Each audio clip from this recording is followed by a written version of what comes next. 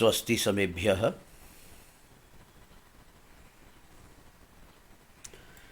नैषधीयचरितमहाकाव्यस्य प्रथमसर्गगतं चतुरशीतितमं पद्यमिदं।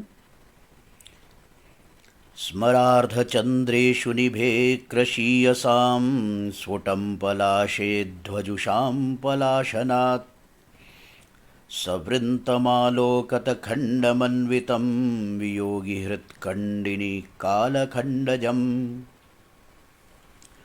स्मर अर्धचन्द्र इषु निभे, स्मरार्धचन्द्रेषु निभे कृशीयसां स्फुटं पलाशे अध्वजुषां पल अशनात् पलाशनात् सह वृन्तम् आलोकत खण्डम् अन्वितं वियोगिहृत् खण्डिनी कालखण्डजम्। वियोगिहृत् कालखण्डजम्। अत्र वियोगिहृत् खण्डिनी मूलरूपेण अत्र हृद् शब्दः। हृद् शब्द हृदयवाची। वियोगी हृद वो संधि होने के बाद चर्त्व हुआ, द को त बना है, मूल हृद इति।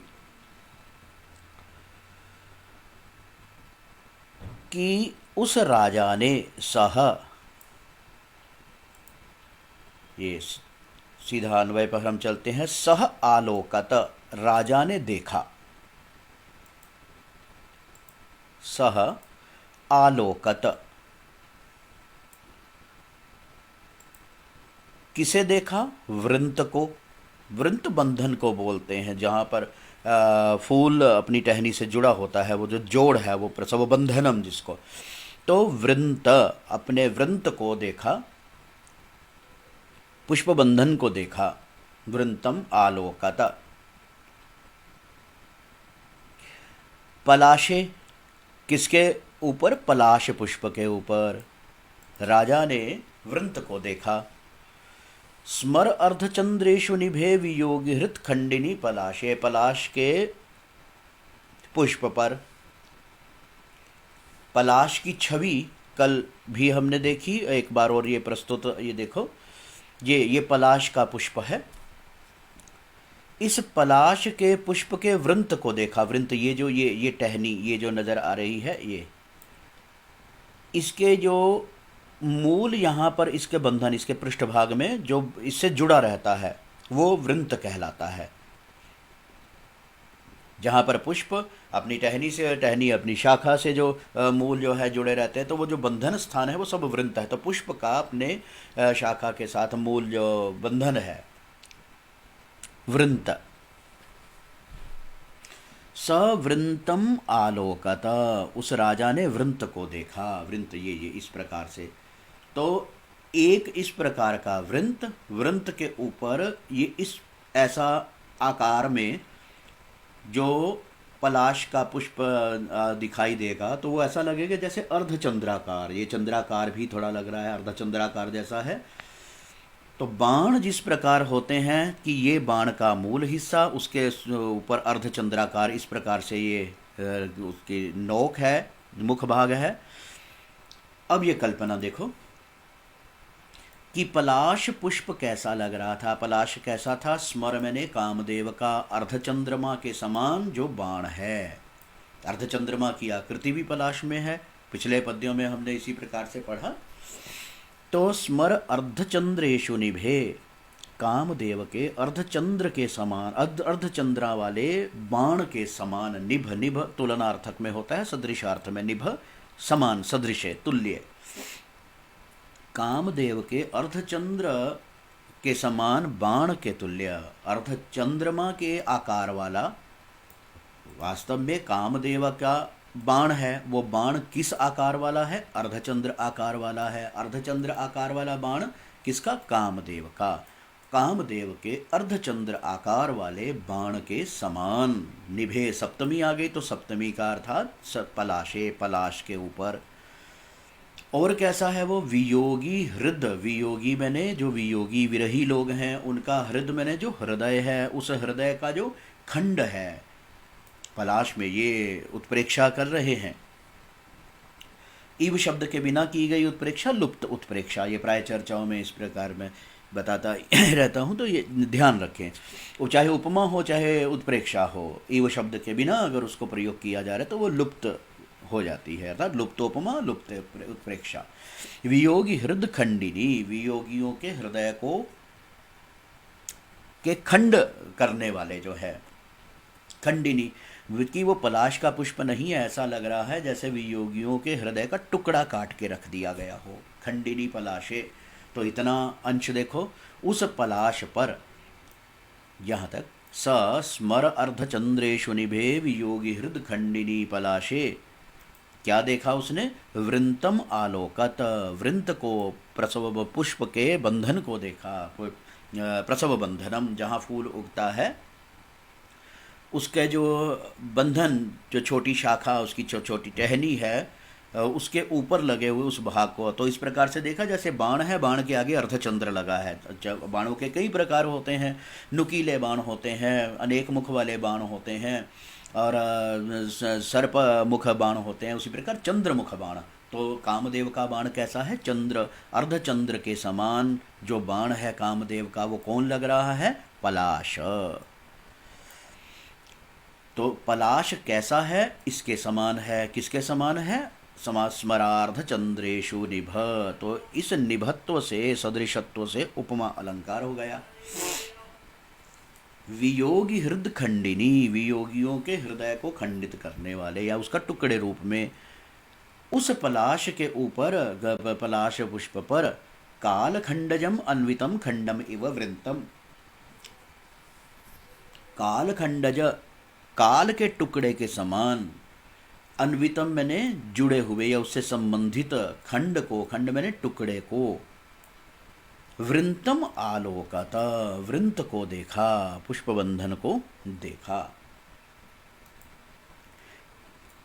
कैसे? कृषीयसाम, कृष, कृष शब्द से जैसे गुरु गरीयान गरिष्ठ बनता है, वैसे कृष कृषियान कृषिष्ट बनता है।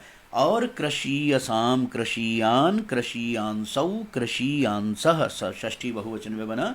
कृषीयसाम अध्वजुषाम, अध्व मैंने मार्ग में चलने वाले, अध्वानम जुषते इति अध्वजुट यानी के पथिक।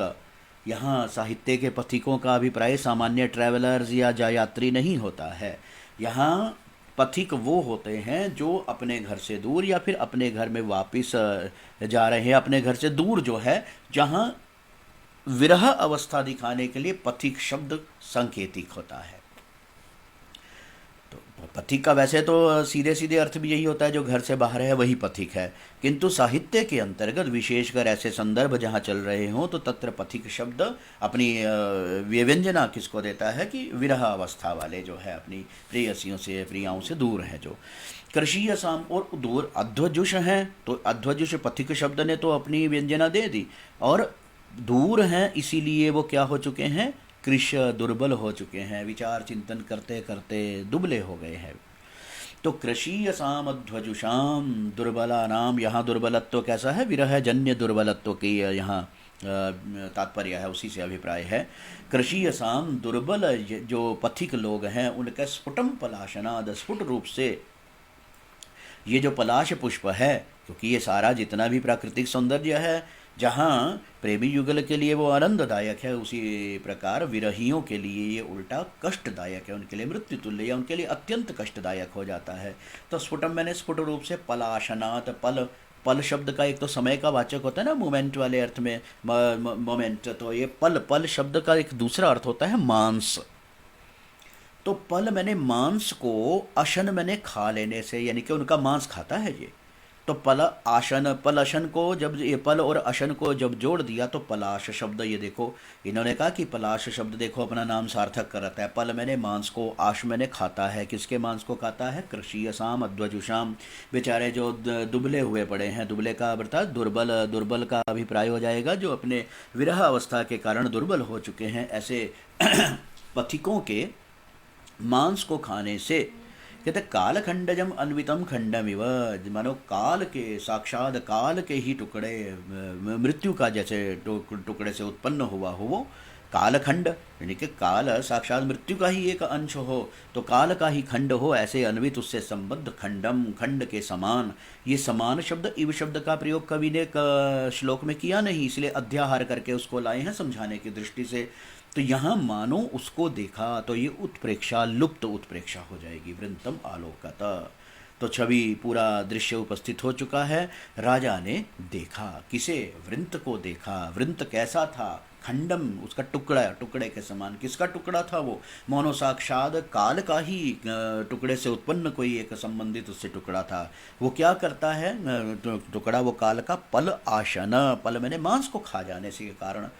ये ना पंचमी देने का अभिप्राय क्या हुआ कि पलाश शब्द की व्युत्पत्ति कैसे सार्थक हो रही है कि ये देखो, जो पथिक लोग हैं बेचारे, जो दुर्बल, विरह के कारण दुर्बल हुए पड़े हैं, ऐसे पथिकों के मांस को खा जाता है। इसीलिए उस पल का अशन करने के कारण, भक्षण करने के कारण इसका नाम ही क्या हो गया?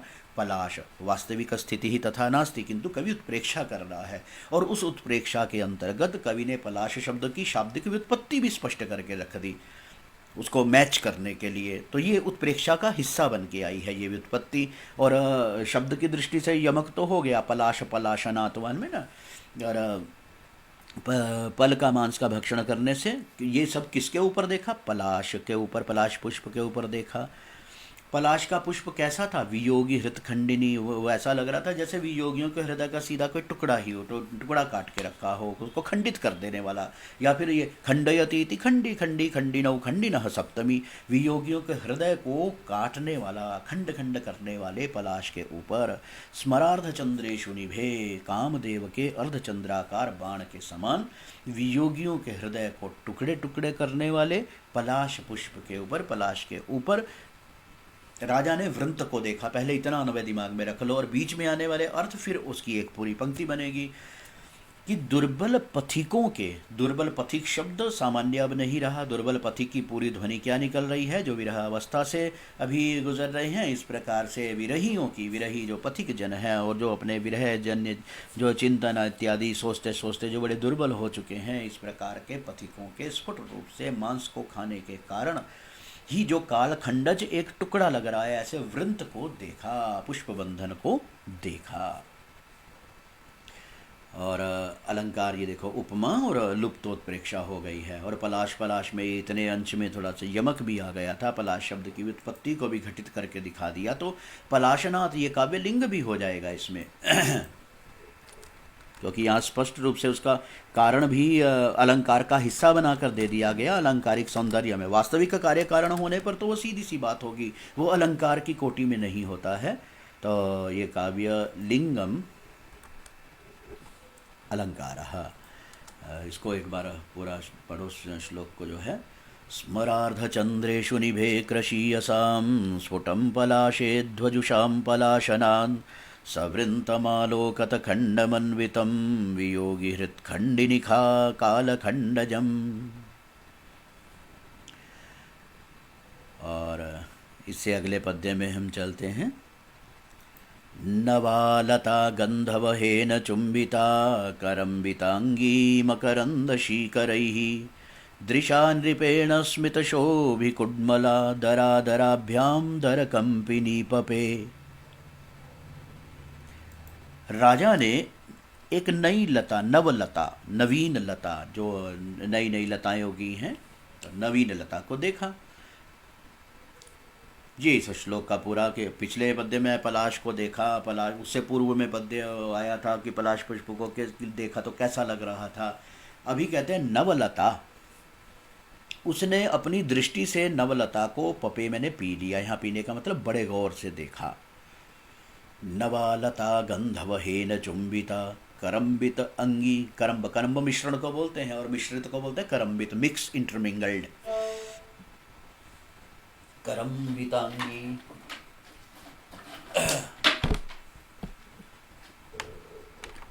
मकरंद शीकरैः की नवालता गंध दृशा नृपेण स्मितशोभिकुड्मला दरादराभ्यां दरकम्पिनी पपे।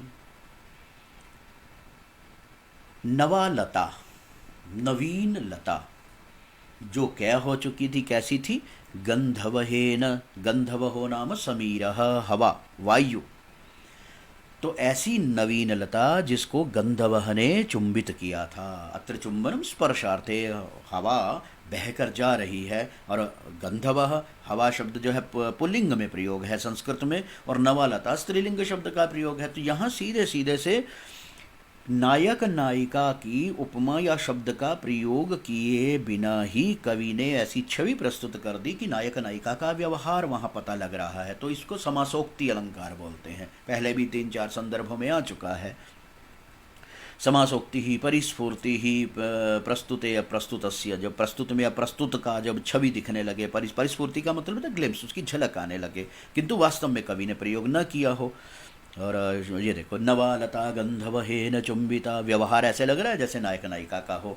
तो गंधवह हवा के द्वारा, गंधवह के द्वारा, समीर के द्वारा, मरुता मारुतेन नवालता चुंबिता। और कैसी थी वो नवालता? मकरंद, मकरंद पुष्परस को बोलते हैं जो, और अपने पुष्प रस के शीकर, शीकर छोटे छोटे बिंदु, लघु बिंदु जो होते हैं, छोटे प्रशत कण जो होते हैं, कणों के द्वारा, मकरंद कण जो रस कण है, पुष्प रसों के कणों से जो करम्बित मैंने मिश्रित थे, जिसके अंग करम्बितांगी। तो यहाँ करम्बित मिश्रित अंग मकरंद शीकर से, मकरंद के कणों से जिसके अंग करम्बित हो गए हों, तो बिल्कुल वैसे ही जैसे कि एकदम रोमांच हो जाना, रोमांच होते छोटे छोटे स्वेद के पसीने के हल्के हल्के कण उभर आना। कवि ने उस प्रकार नायिका का वर्णन नहीं किया, किंतु लता और वायु, हवा का जो व्यवहार इस प्रकार का कर दिया कि उसमें परिस्फूर्ति दूसरे अर्थ की होने लगी है। समासोक्ति का ये प्रसंग हो जाएगा, उसी का ही है।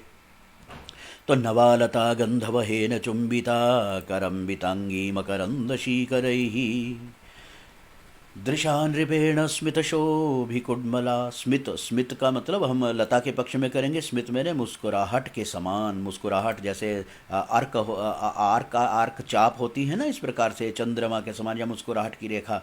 तो कहते स्मित शोभी, उस स्मित के समान सुशोभित हैं जिसके कुडमल, कुडमल मैंने कलियां, तो कलियां भी उसी प्रकार की होती हैं, ऐसे थोड़ा आर्क चाप के आकार में। तो स्मित मुस्कुराहट, ईषद मंद हास्य के समान सुशोभित कलियों वाली या मुकुल वाली, कुडमल वाली नवलता।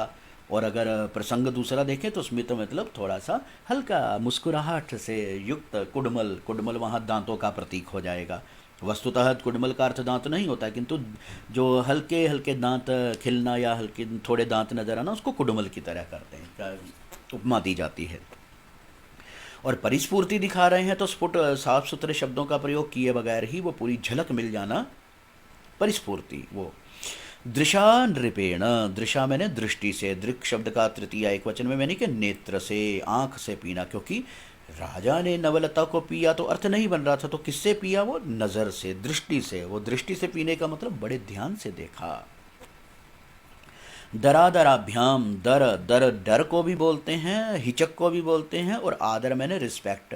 तो दर भी है मतलब डर भी है, और आदर मैंने उसके प्रति आदर भी है। तो दोनों के, दोनों भावों के साथ दर कंपनी, दर मैंने छोट ईशत, ये दर और दर दोनों के अलग अलग अर्थ हैं, तो यमक भी इतने अंश में हो जाएगा। दरादराभ्याम दर, तो दर दरा दरा, अनुप्रास तो ऊपर आ ही रहा है। तो दर कंपनी, जो थोड़ा ईशत में ने थोड़ी कांप रही थी। यहाँ कांपने का मतलब जब हवा चलेगी, और संस्कृत के हिसाब से अगर हवा शब्द को, तो हवा जब चलेगा यानी कि मरुत जो समीर जब चलेगा, तो लताएं या पुष्प पेड़ पौधे सब थोड़े हिलते ही हैं। तो दर कंपनी पपे, तो वो मंद मंद जो हवा बह रही है, तो उस बहने से स्पर्श करने के लिए कवि ने चुंबित शब्द का प्रयोग कर दिया। लता जो हिल रही है तो दर कंपनी शब्द का प्रयोग कर दिया। और इन सभी विशेषणों के प्रयोग से बिल्कुल नायिका की उपस्थिति हो गई, वहाँ प्रस्तुत झलक मिलने लगी, तो हो गए। अन्वय के हिसाब से देखो इसको, गंधवहेन चुंबिता, सबसे पहले तो इसको तो नृपेण दृशा पपे, इतने अंश को हम यहाँ रखते हैं। कौन मतलब किसको देखा, दृष्टि से किसको पिया, ये इतने में पूरा श्लोक का अर्थ समा चुका है। नवलता नृपेण दृशा पपे, नवीन लता को राजा ने अपनी दृष्टि से पी लिया, अर्थात अत्यंत ध्यानपूर्वकम अपश्यत।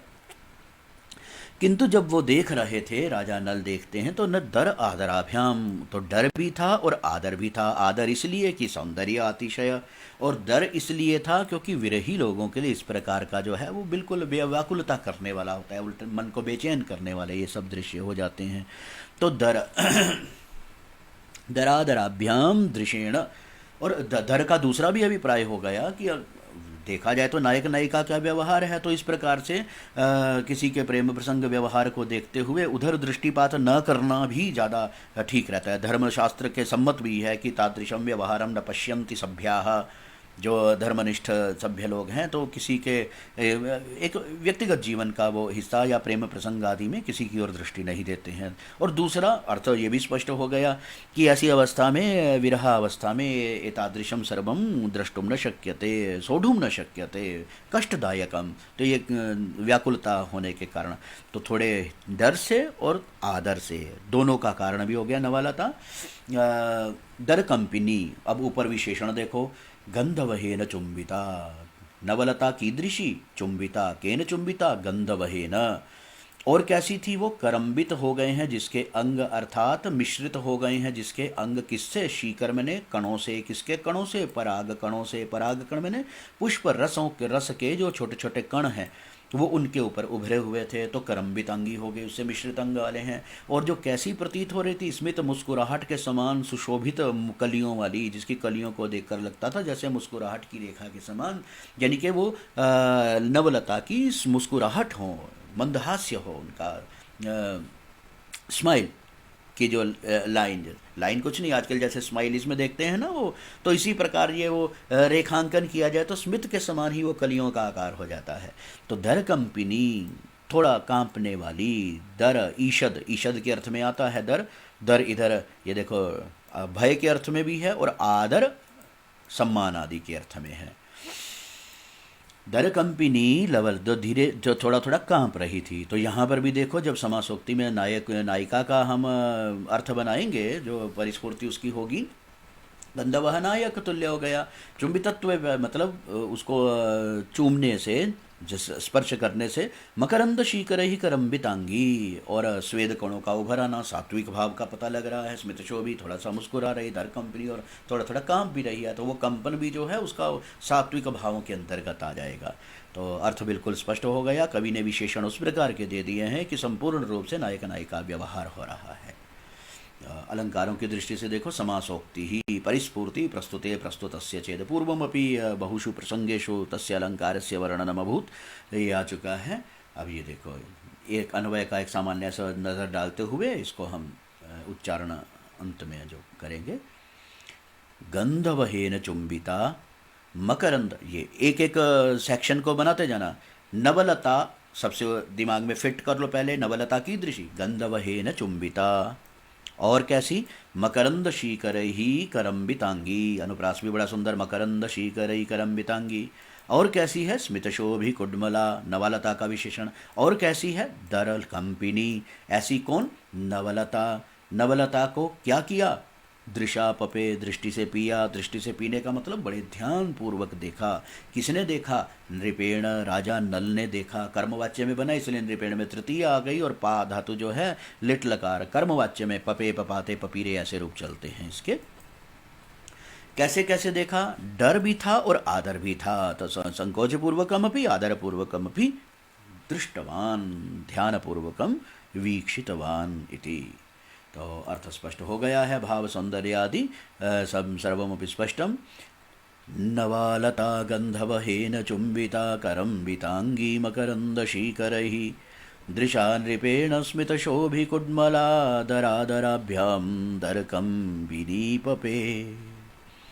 अद्य तावन्मात्रं पद्यद्वयात्मकं व्याख्यानमेव अद्य तावत् पर्याप्तमस्तु। शुभमस्तु सर्वेषाम्।